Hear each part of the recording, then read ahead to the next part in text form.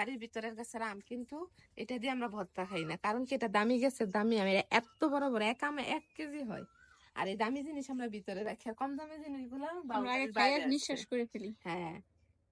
Hello everyone, আসসালামু আলাইকুম। কেমন আছেন সবাই? আম পাড়তে যাওয়ার আগে ভাবলাম গাছ থেকে একটা ফুল ছিঁড়ে কানে গুঁজে নেই। যদিও বাগান বিলাস কেউ কানে গুঁজে না, কিন্তু আমি গুঁজে নিলাম। তারপর এখন আমি একটা বাঁশ নিব, আর এই পাশে আমাদের আম গাছ আছে। যাই হোক, এখান থেকে আম পারবো না, আর এই বাঁশ নিয়ে সোজা চলে যাব দূরে যে আম গাছ আছে ওখান থেকে আম পাড়ার জন্য। আর আমাদের অনেক আম গাছ আছে, ছোট ছোট অনেক আম গাছ আছে। তো এই আমগুলো হচ্ছে অনেক মিষ্টি হয়, এজন্য এগুলা থেকে আমরা আচার বা ভর্তা খাই না। আর দূরে যে বড় বড় আমগুলা আছে ওগুলো আমাদের হচ্ছে পুরানো দিনের আম, মানে অনেক আগে জন্মের পর থেকে গাছগুলা দেখে আসছি। ওই আমগুলা তো মিষ্টি হয় না। তো এখানে অনেকগুলা গাছ ছিল, ছোট ছোট হাত দিয়ে আম ধরা যাচ্ছে, যদিও আমগুলো হচ্ছে আমাদের পেটে যায় না, কারণ এর আগেই মানুষ হচ্ছে নিয়ে যায়, আর সেগুলো হচ্ছে দেখিও না। বাই দা ওয়ে, তারপর চলে আসলাম বড় আম গাছের নিচে। এখানে আগে অনেক বড় বড় আম গাছ ছিল, তো অনেক আগে হচ্ছে সেগুলা শেষ হয়ে গিয়েছে, কেটে ফেলেছে বা গাছ মরে গিয়েছে। তো এখান থেকে আমি এই আমগুলা পারলাম। এই আমগুলো আসলে মিষ্টি হয় না, কেমন জানি স্বাদ। তো এই জন্য হচ্ছে আম দিয়ে আচার বানানো হয় বা ভর্তা বানানো হয়। তারপর এখন আমগুলো তো আমার নিজেরই কুড়াইতে হবে, কারণ আমার বোন তো এসেছে, ও তো আমাকে ভিডিও করে দিচ্ছে, আর ও তো আম কুড়াবে না। আর ইনায়া বুড়িটাও হচ্ছে ঘুমাচ্ছে, আর আমি যদিও ইনাকে আম ধরতে দিই না, কারণ আমের কষ্ট আমার ভীষণ ভয় লাগে। তারপর দেখলাম পাশের বাসায় কে জানি ছাগল নিয়ে যাচ্ছে, তো ভাবলাম একটু ছাগলের সাথে ছবি তুলে নেয়, ছাগলকে বলে একটা আম খাবে কিনা। কিন্তু বেচারা ছাগলও হচ্ছে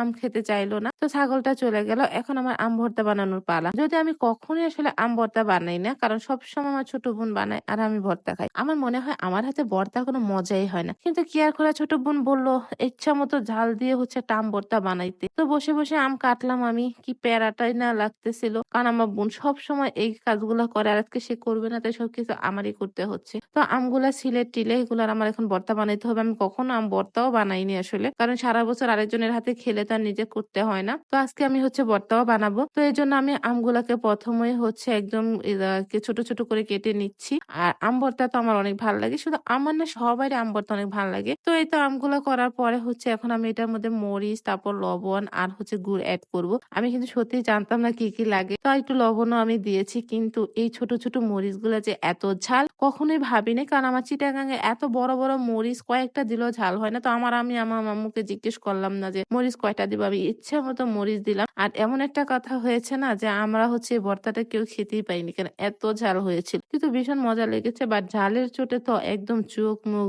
জ্বলে একাকার অবস্থা। জীবনে প্রথমবার আমার বোন ছিল আমার হাতে ভর্তা খেতে, আর সেই ভর্তারই হয়েছে এই অবস্থা। তো ভিডিওটা এই পর্যন্তই। আল্লাহ হাফেজ।